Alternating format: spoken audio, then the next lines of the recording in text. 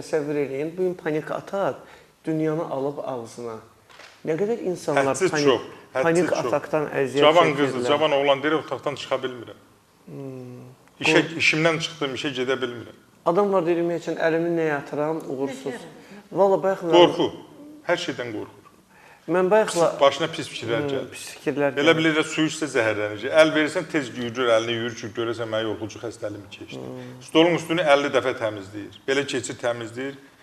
Evdəkilər də bezir ki, belə şey olar mı? Elə bilir ki, elə dünyanın nə infeksiyon, qapıdan kimsə girdi, o qapını tutacağını 10 dəfə təmizləyir. Sonra elə bilir ki, məsəl üçün, pis xəstəliyi var, əslində xəstəliyi zadı yoxdur. Ölüm qorxusu gəlir. Ölüm qorxusu, xəstələrdə ən çox belə izlənən simptom, yəni ölüm qorxusudur. Elə bilirlər, öləcəklər və yaxud doğmaları öləcək. Bax, onlarda belə bir problem var. Hamı öləcək, iki cür ölüm var da. Biri var, o ağrı ilə yaşasan, hər gün o prosesi keçirdəsən. Biri də var belə, istilik gəlir canlarına. İnansız doktor, cinsi zəifliyə qədər gətirir, çıxardır. Hər şey, onlar həyatda heç nə sevmirlər. Tək səbir gətirir. Sağlamı. Hamısına hazırdır maşallah. Tək Allahın adıdır. Lətifə xanım hamısına hazırdır. Çüt gəlsəydi deyəcəkdi ki, bax bu çüt. Onun cavabını da deyəcək. Yəni orada nədən gedir söhbət? O cinsi zəifliyə də kömək eləyir, belə təsir eləyir. Ondan sonra həvəssizlik yaradır, eşqsizlik yaradır, ailədə gərginlik yaradır, iş qabiliyyətini əlindən alır.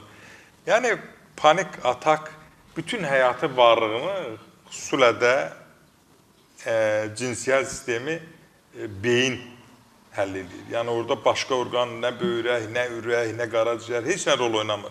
Yalnız insanın duyğularını, hisslərini idarə edən beyin idarə edir, beyinə bağlıdır. Sinir sistemi sakit olanda onun ailə münasibətdə yaxşıdır, iş qabiliyyətdə yaxşıdır, ondan sonra sevgisi də normaldır, sevilməsi də normaldır. Yəni bunlar birbaşa sinir sisteminə? Birbaşa sinir sisteminə bağlıdır. Bax, indi insanlar var da, görürsən bir şeydən deyilsindir. Bir cavan oğlan gətiriblər yanıma. Bunda cinsi zəiflik var. Ailə münasibətlərində məlum oldu ki, aparıblar hər yerə nə? Mən soruşdum, mənim təcrübəm, yaşım.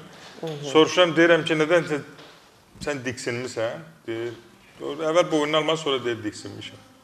Bu diksinmədən sonra hər hansı bir görüşdə, gizli bir görüşdə diksinib. Ondan sonra bu adamda bir mənalı şəkildə bu proseslər ləğv olub, dayanıb. Onun sinir sistemini müalicə edəndən sonra ailə münasibətləri, bu cinsi fəaliyyət normallaşdı. Yəni, orada nədən gedirdi? Yəni, bunu 100 dəfə qaraciyərini, ürəyini, böyrəyini, harasını müalicə edirsən, effekt verməyəcəkdir. Bu birbaşa beyinə bağlı olan prosesdir. Beyinə bağlı olan